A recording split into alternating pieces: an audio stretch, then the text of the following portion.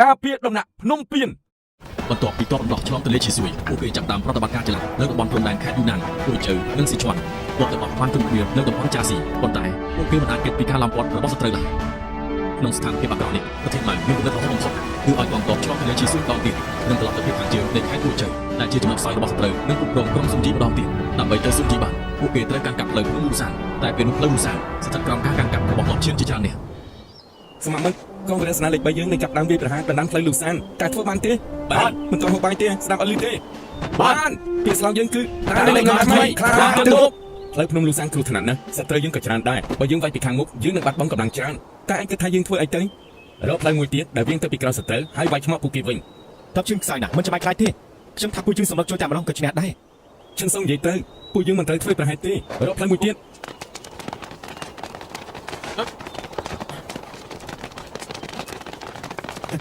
យើងក្បែរទីនេះដូចសាច់រួយអញ្ចឹងបើសម្រាប់វិញយើងប្រហែលជាកាន់កាប់ផ្លូវជូសានបាត់ហើយគេអីឈប់រੂទៅបានមាត់មុន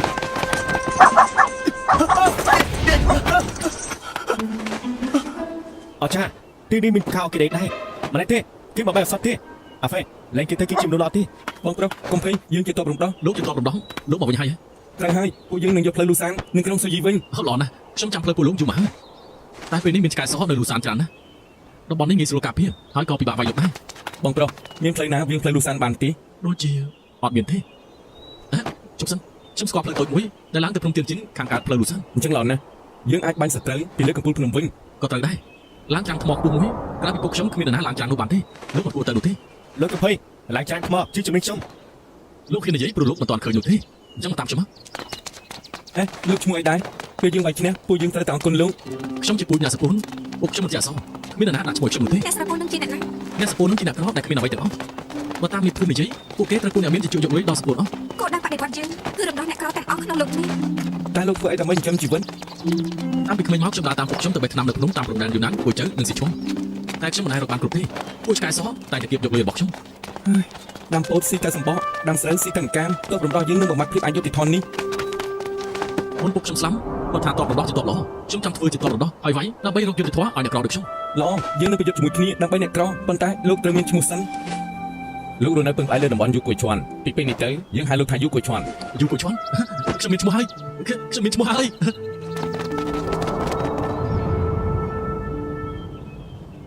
គាត់តែងើយមើលក៏ធ្លាក់មុខដែររំលឹកចាត់ពេកហើយមានផ្លូវផ្សេងទេ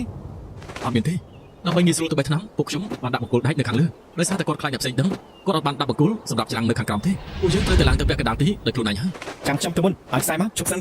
យើងដឹងថាឯងធ្វើបានតែច្រាំងនេះចត់ណាស់សូម្បីតែឯងក៏អាចនឹងធ្លាក់បានដែរទោះព្រមរំមិនខ្លាចហើយហ៊ានបដូរជីវិតដើម្បីភារកិច្ចបើឯងធ្លាក់ណាបេសកកម្មយើងនឹងបរាជ័យសូមប្រយ័ត្នផងកុំបារម្ភខ្ញុំអាចធ្វើបាន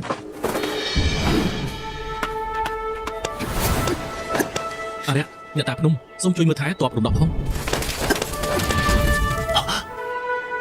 ចាំជួយកុំអីវាគ្រោះថ្នាក់ណាស់លេខខ្ញុំអ្នកបេះថ្នាំរបស់យើងប្រើដងនេះ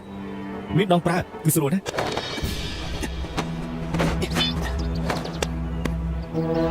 ហើយដល់ចាំមកបើមិនទៅទៀតទៅជន់ស្មាក់ខ្ញុំមកចាំខ្ញុំវិញប្រយ័ត្នធ្លាក់ខ្លួនណាមិនទេឡោ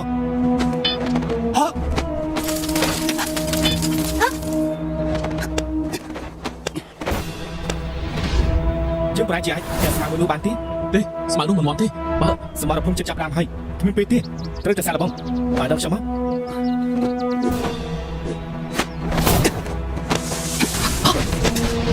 កុំលេងយកដងចាក់ជាមួយនឹងប្រហោងនោះទៅ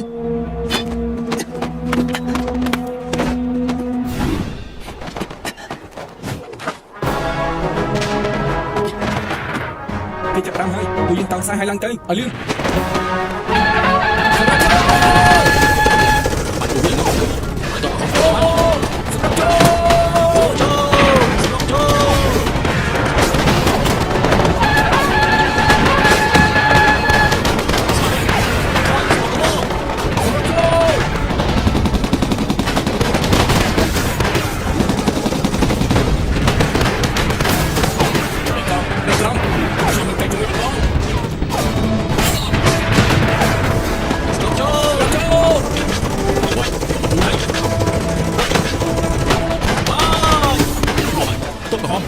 យើងហើយ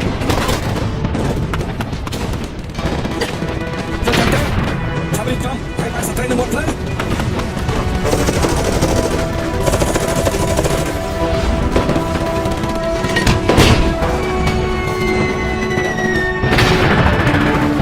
ទីតបផងទៅដល់ទីជីចាំទៅតាមមកវាយចាំទៅតាមមកអ្នកណានេះហើយមកចាំទៅ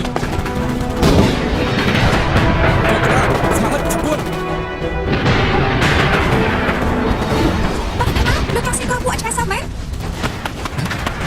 នឹងអីមើលស្ដាប់ខ្ញុំធ្វើតាមដំណើរមកលោកអើលោកត្រូវហាត់ខ្ញុំថាស្ម័គ្រមិត្ត ស្មាក់មិន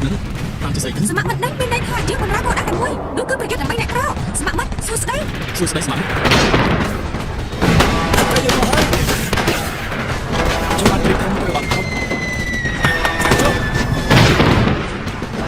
នដែរទេលោកសាស្បាយអរគុណ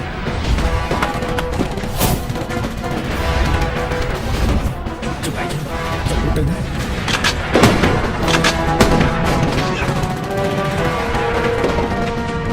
ដាក់ក្បាច់បានមកទីតាំងសត្រូវជិះជិះដាក់កំចាត់វិសាចនោះនេះគឺជាការឡោសម្រាប់ជួយឲ្យស្ដាប់ជុំទៅ